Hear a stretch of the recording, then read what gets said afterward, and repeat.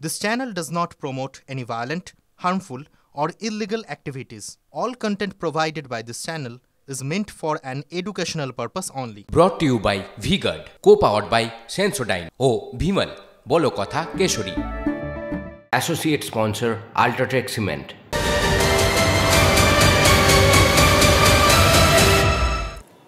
উত্তরপ্রদেশের মুখ্যমন্ত্রী যোগী আদিত্যনাথের জনসভা থেকে ফেরার পথে বিজেপি কর্মীদের বাসে হামলার অভিযোগ ঘটল। ঘটনাটি ঘটেছে দুর্গাপুরের ডিভিসি মোড়ের কাছে। বিজেপি কর্মীদের অভিযোগ, মুখে সাদা কাপড় বেঁধে হামলাকারীরা তাদের বাস লক্ষ্য করে এলো পাথারি ইট ছুটতে থাকে। ইট বৃষ্টিতে বিজেপির কয়েকজন কর্মী জখম হয়েছে বলে অভিযোগ।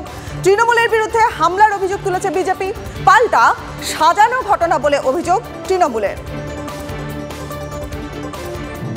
কিছু লোক মানে ৫-৬ জন মতন মুখে গামছা, হাতে লাঠি এসব দাঁড়িয়ে আছে। আমরা বিশ্বাস করি না যে কিছু হবে। আমরা গাড়ি নিয়ে আসছে, হঠাৎ একটা বড় পাথর নিয়ে আমাদের গাড়ির কাছে মেরেছে।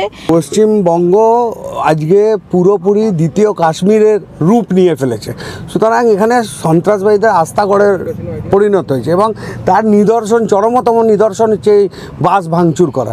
তার মানে এই পশ্চিমবঙ্গকে, শান্ত পশ্চিমবঙ্গ, স্বামী বিবেকানন্দ বিদ্যাসাগরের পশ্চিমবঙ্গকে আজকে তৃণমূলী জিহাদিদের, উন্মাদীদের পশ্চিমবঙ্গতে রূপায়িত করেছে।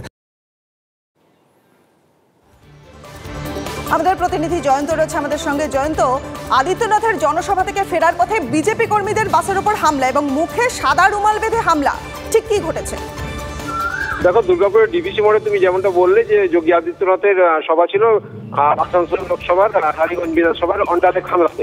সেখান থেকে যখন বিজেপি কর্মীরা ফিরছিল, পাশে করে একটি মিনি বাসে ছিল, তখনই অতর্কিত হামলা চালায় বলে অভিযোগ। মানে রাস্তার মধ্যে যে জিটি রোডের যে 19 নম্বর জাতীয় সড়কের বাইক যেটা সার্ভিস রোড, সেই সার্ভিস রোডে ঢোকার মুখে ওখানে কয়েকজন জমায়েত ছিল রাস্তার মধ্যে। তারা প্রথমে রাস্তার সামনে চলে আসে, বাসটা যখনই দাঁড়িয়ে যায় তখন অতর্কিত হামলা চালায় এবং প্রত্যেকের মুখে রুমাল বাঁধা ছিল।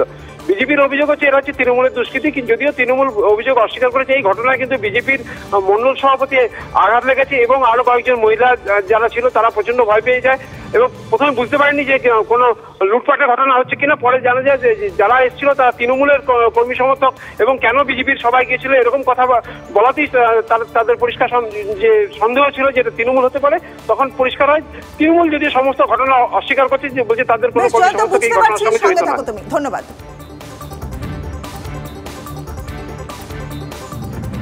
দেখুন, গাড়ি ভাঙচুর, গো ব্যাগ, কালো পতাকা দেখানো, এখানেও শুরুর সময় পাথর ছুঁড়েছে, এটা নতুন কিছু নয়। এই রাক্ষসী শক্তি যখন ধ্বংস হয়ে যাচ্ছে, উৎপাত বাড়ছে। আপনি দেখুন 4 তারিখ আস্তে আস্তে সব ঠান্ডা হয়ে যাবে। সমস্ত জিনিসটাই সাজানো। এখন বিজেপি পায়ের তলায় কোনো মাটি নেই, তারা একটা গল্প ফাঁদছে। সেই গল্প ফেঁদে যদি বাংলার মাটিতে প্রবেশ করে যদি 2-1টা সিট পাওয়া যায়, আমি নিশ্চিতভাবে বলতে পারি 42টা আসনের মধ্যে 42টা আসনে তৃণমূল কংগ্রেসে জয়যুক্ত।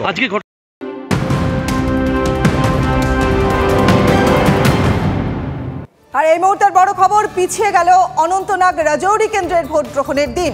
7ই মের বদলে ভোট হবে 25শে মে, জানালো নির্বাচন কমিশন। ভোট পিছানোর দাবি তুলেছিল একাধিক দল, তাই পিছিয়ে গেল ভোট। Brought to you by V-Guard, co-powered by Sensodyne ও Bhimal, বলো কথা Keshari. Associate sponsor Ultratech Cement।